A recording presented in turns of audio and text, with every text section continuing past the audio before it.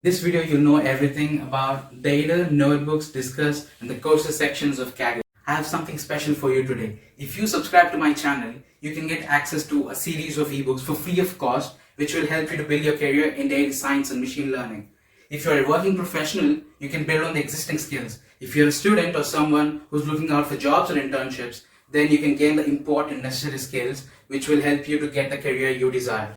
These are special books curated for my YouTube subscribers. It will contain the precise and useful information along with visualizations without any unwanted stuff so that you can get the right information you need. Now let's get into the video. I'm here in the data section on the Kaggle platform. Here you can find all the publicly available data sets. You can also upload your own data set by clicking the button new data set here. And then here if you see in the bold you can see the name of the data set and then the organization or the username who has put that data set, how old is the data set, what's the size of the data set, and then this is the usability score. A perfect 10.0 means that the complete description of the data set has been provided, all the files are in machine readable formats, and then there is even a demo kernel of how to use that particular data set. Here it says the number of files, and then when you upload a data set you can also create tasks so that the Kaggle community can solve those problems you're having with that data set.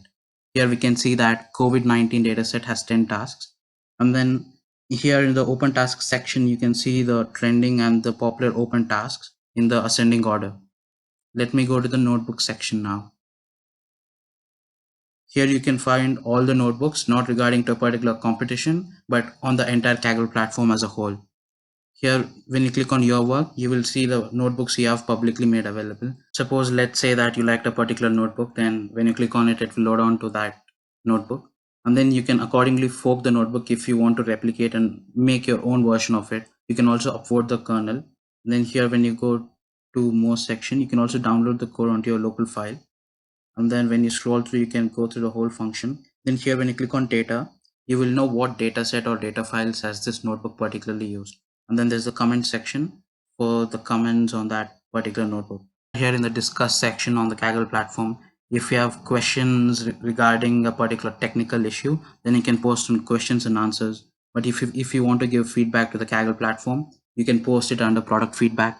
If you have queries regarding or any other discussion, if you want to start on the Kaggle courses, which we'll be seeing soon, you can post it under learn section. This dataset section is for any discussions you have regarding the data sets. I mean the data section on the Kaggle platform. If you are a new person who just joined Kaggle, then your best off would be getting started.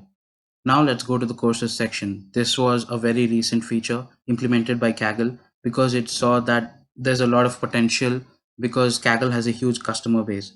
Here we can see that there are many micro courses. I recently completed one Pandas. When you complete a particular micro course, you can also view the certificate. So you can post it on your CV or the LinkedIn profile. So here it says that I completed the Pandas micro course. You can also download the certificate.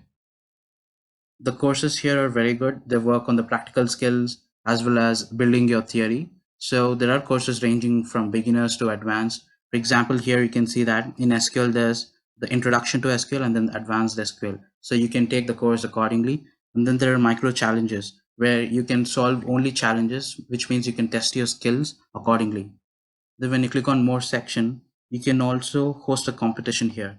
So the competitions need not be for money always. You can also host competitions for free, which means without any prize money. It is also very important that you find the right teammates to form your team for the competition so that there is good understanding between your team members and none of them just go back because of a simple issue. Don't forget to subscribe to get access to my free ebooks. All you have to do is subscribe and it's for free of cost.